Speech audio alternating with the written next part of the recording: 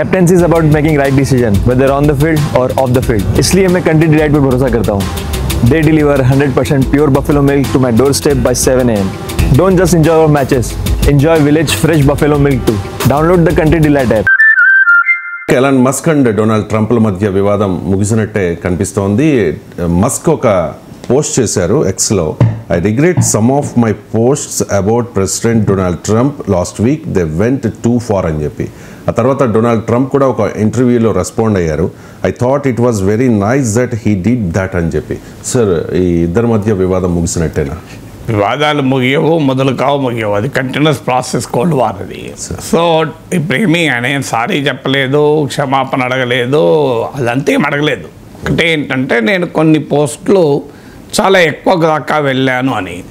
ఇది మొదట్లో ఇప్పుడే కాదు, ఇప్పుడు ఉదాహరణకు జెఫ్రీ ఎప్స్టీన్ ఫైల్స్లో ట్రంప్ ఉన్నాడు అని పోస్ట్ చేశాడు ఇలాన్ మస్క్. జెఫ్రీ ఎప్స్టీన్ అంటే ఇది సెక్స్ అఫెండర్, జైల్లోనే చనిపోయాడు.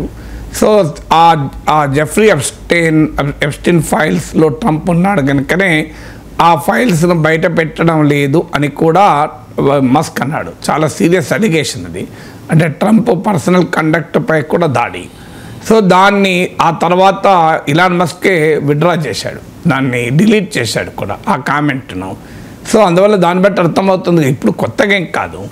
సో ఇలా అలాగే ఇప్పుడు లాస్ ఏంజల్స్లో అల్లర్లు జరుగుతున్నాయి, దానిపైన కూడా డొనాల్డ్ ట్రంప్ పోస్ట్ను ఇలాన్ మస్క్ ఎండార్స్ చేశాడు, అంటే నేరుగా కామెంట్ చేయలేక ఎండార్స్ చేశాడు. అందువల్ల ఒక ఎక్స్ట్రీమ్కి వెళ్ళి ఆఖరికి ప్రెసిడెంట్ ట్రంప్ను ఇంపీచ్ చేయాలి, అవిశ్వసించాలి, జేడీ వ్యాన్స్ను ప్రెసిడెంట్ చేయాలి అని ఎవరో కన్జర్వేటివ్ వాడు ఎవరో పోస్ట్ చేస్తే దాన్ని రీట్వీట్ చేస్తూ ఎస్ అని కూడా కామెంట్ చేశాడు ఇలాన్ మస్క్. అందువల్ల కొంత ఎక్స్ట్రీమ్ దాకా పర్సనల్ ఫ్యూడ్ వెళ్ళింది కనుక ఇలాన్ మస్క్ నేను కొన్ని పోస్టులు చాలా ఎక్కువ దాకా వెళ్ళాయి అని విచారం మాత్రమే వ్యక్తం చేశాడు.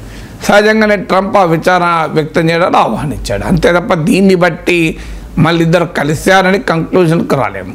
వీళ్ళిద్దరి మధ్య విభేదాలకు పర్సనల్ ఈగోస్ కారణము, వాళ్ళ వ్యాపార ప్రయోజనాలు, వాళ్ళ రాజకీయ ప్రయోజనాలే కారణం తప్ప ఏం ఐడియాలజికల్ డిఫరెన్సెస్ ఏమీ కావు, ప్రజల సంబంధించిన అంశాలు అంతకంటే కావు. అందువల్ల ఇవాళ ఎంత కొట్టుకున్నా రేపు వాళ్ళిద్దరి బిజినెస్ ఇంట్రెస్ట్లు, పర్సనల్ ఇంట్రెస్ట్లు మళ్ళీ కన్వర్ట్ చేస్తే మళ్ళీ కలుస్తారు ఏముంది. సో అందువల్ల ఇప్పుడు ట్రంప్కి ఏంటంటే, ట్రంప్కు ఇలాన్ మస్క్ ద్వారా పెద్ద థ్రెట్ ఏమైనా ఉందా, లేదా మస్క్కు ట్రంప్ వల్ల థ్రెట్ ఉందా అని లెక్క తీస్తే ట్రంప్కు ఉన్న ఛాలెంజ్ ఏంటి? ఒకటి, ఇలాన్ మస్క్ దగ్గర ఎక్స్ ఉంది, దాని ద్వారా తన వ్యతిరేకులకు ప్లాట్ఫామ్ కల్పిస్తాడు. ఇలాన్ మస్క్ దగ్గర డబ్బులు ఉన్నాయి, దాని ద్వారా డెమోక్రాట్లకు ఫండ్ చేసే అవకాశం ఉంది.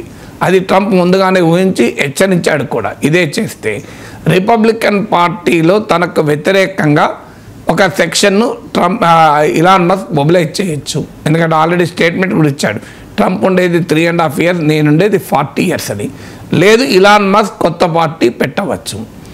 వీటి వల్ల ఇప్పటికిప్పుడు ట్రంప్ అధికారానికి ఏమీ ప్రమాదం లేదు. సో ట్రంప్ ఇలాన్ మస్క్ వల్ల తనకు భారీ నష్టం జరుగుతుంది అని భయపడే దశలో లేడు.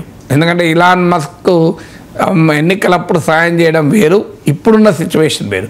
ఇప్పుడు ఆయన దేశ అధ్యక్షుడిగా ఉన్నాడు, రిపబ్లికన్ పార్టీలో అన్క్వశ్చన్ లీడర్గా ఉన్నాడు.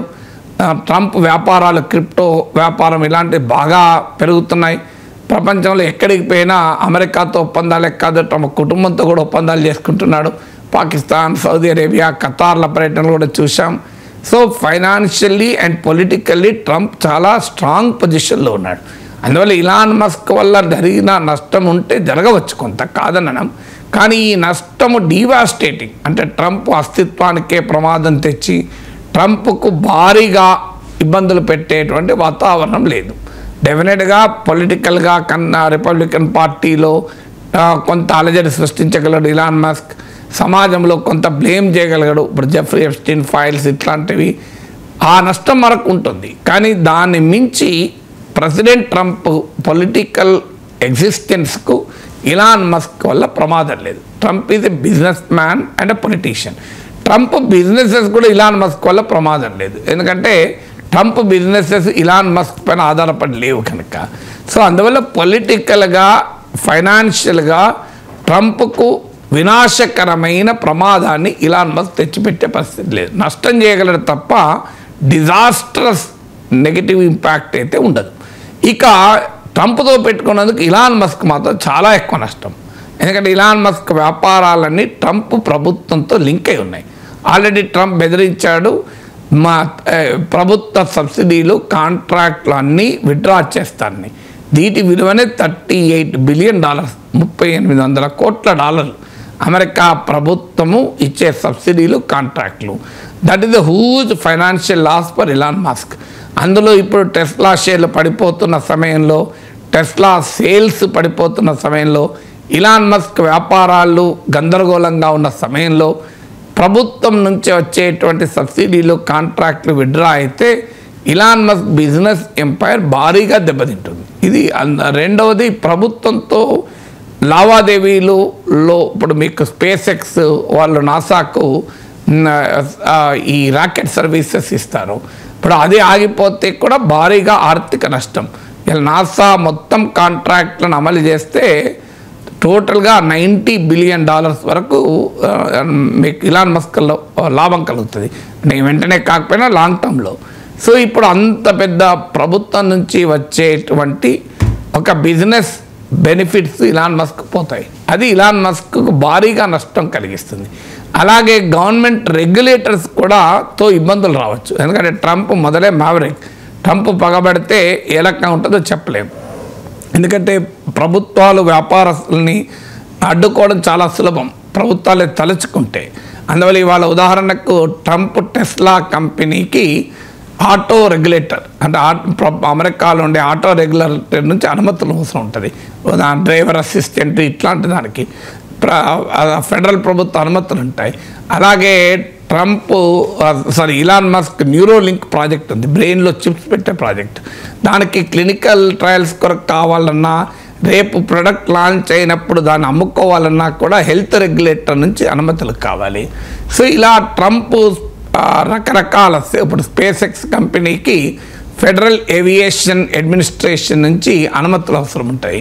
సో ఇలా ప్రభుత్వాలతో అనుమతులు కావచ్చు, ప్రభుత్వాల రెగ్యులేటర్లతో ఉండే ఇష్యూస్ కూడా ఉంటాయి. సో ఈ ఇష్యూస్ ఎన్విరాన్మెంటల్ రెగ్యులేటర్స్, ఇలాంటి అనేక ఇష్యూస్. అందువల్ల కావాలనుకుంటే ట్రంప్ ఒక్కసారి తొక్కేయాలనుకుంటే ఇలాంటి వ్యాపార సంస్థలు ఇబ్బందుల్లో కూడా పడతాయి. సో అందువల్ల ఫైనాన్షియల్గా తనకు నష్టం వస్తుంది. తాను ట్రంప్తో పెట్టుకొని ఇప్పుడు ఇమీడియట్గా చేయగలిగింది కూడా ఏమీ లేదు కనుక కాస్త ఇలాన్ మస్క్ రాజీ మంత్రం పాడుతున్నట్టు కనబడుతోంది.